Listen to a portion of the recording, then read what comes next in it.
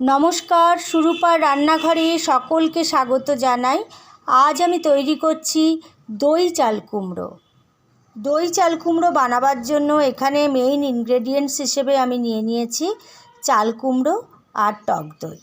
চাল কুমড়োগুলোকে এইরকম এতটা পুরু করে চাকা চাকা করে আমি কেটে নিয়েছি। এবার এগুলোকে একটা কাঁটার সাহায্যে এরকম আমি ফুটো ফুটো করে দেবো।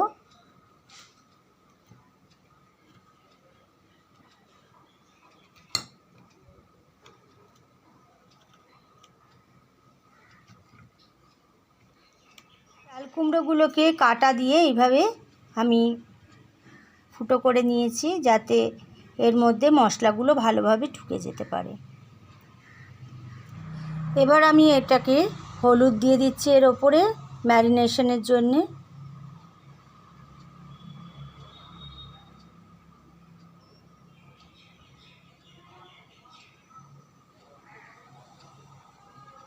এবার এর ওপর দিয়ে দিচ্ছি নুন।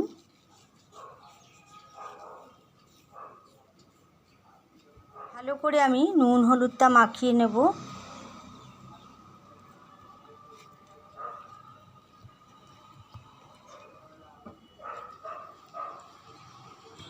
চাল কুমড়োগুলোতে নুন হলুদ মাখিয়ে রাখলাম।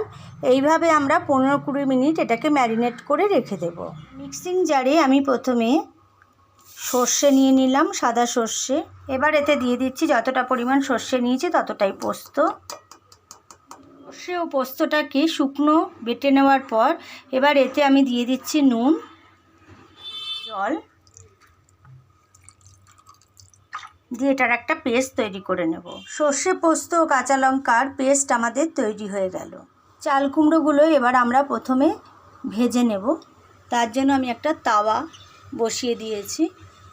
আপনারা চাইলে কড়াইতেও ভাজতে পারেন, আমি তাওয়াতে ভেজে নিচ্ছি। তাওয়াটা প্রথমে একটু অয়েল ব্রাশ করে নিলাম।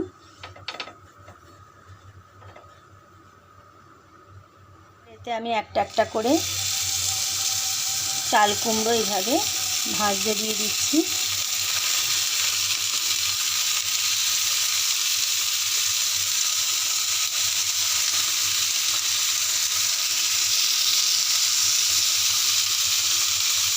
এটাকে আমি চাপা দিয়ে দিলাম যাতে তাড়াতাড়ি ভাজাটা হয়ে যায়। এবার আমি দেখে নিই কতটা হয়েছে। হ্যাঁ, কালারটা চলে আসলেই হবে, পুরো যে একদম নরম হয়ে যেতে হবে তা নয়। এবার ওপাশটা আমরা উল্টে দিচ্ছি।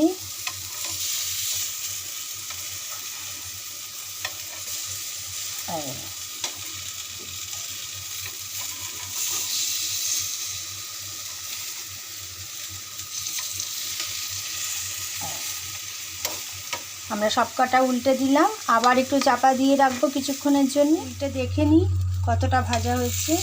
হ্যাঁ, অনেকটাই রং ধরে এসছে, আরেকটু থাক, আরেকটু করে ভেজে আমরা তুলে নেব। কালার ধরে গেছে, এবার আমি এগুলোকে তুলে নিচ্ছি।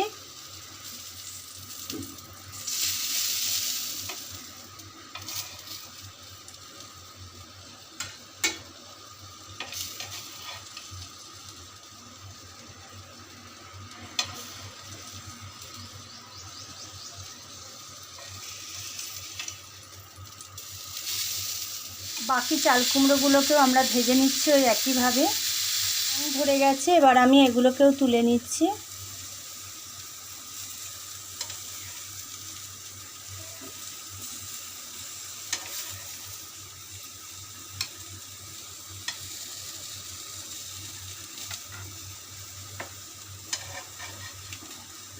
রান্নাটা শুরু করবার জন্য প্রথমে আমি কড়াইয়ে তেল দিয়ে নিলাম।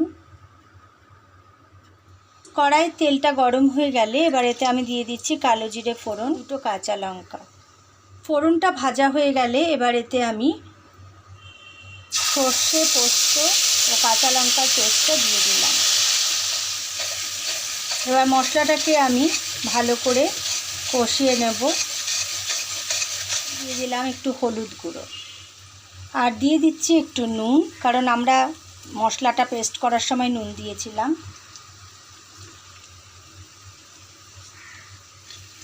হলুদ দেওয়ার পর আবার আমরা ভালো করে মিক্সড করে নিচ্ছি।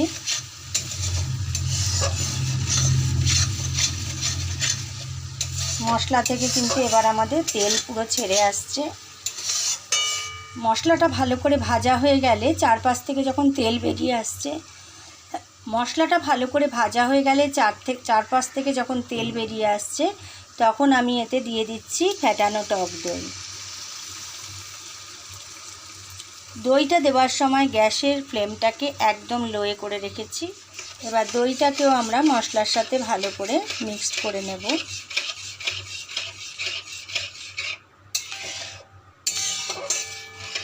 দই দেওয়ার পর যখন মশলাটা এরকম ফুটে উঠেছে, এবার আমি এতে মশলার বাটি ধোয়া জল দিয়ে দিলাম।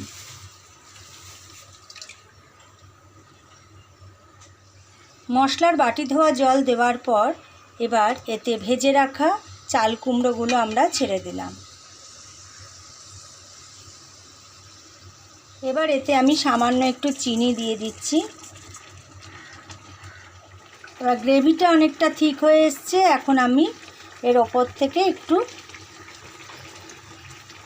ধনেপাতা দিয়ে দিলাম।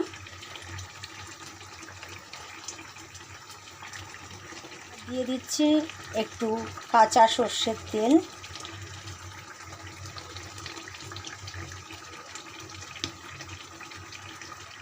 দই চাল কুমড়ো আমাদের সম্পূর্ণ তৈরি হয়ে গেছে।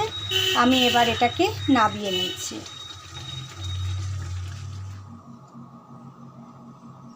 আমার তৈরি এই দই চাল কুমড়োর রেসিপি আপনাদের কেমন লাগলো প্লিজ কমেন্টস করে জানান। আর ভিডিওটাকে প্লিজ একটা লাইক করুন, সকলের সাথে শেয়ার করে নিন। আর আমার চ্যানেল সুরূপার রান্নাঘরকে সাবস্ক্রাইব করে আমার পাশে থাকুন। ধন্যবাদ।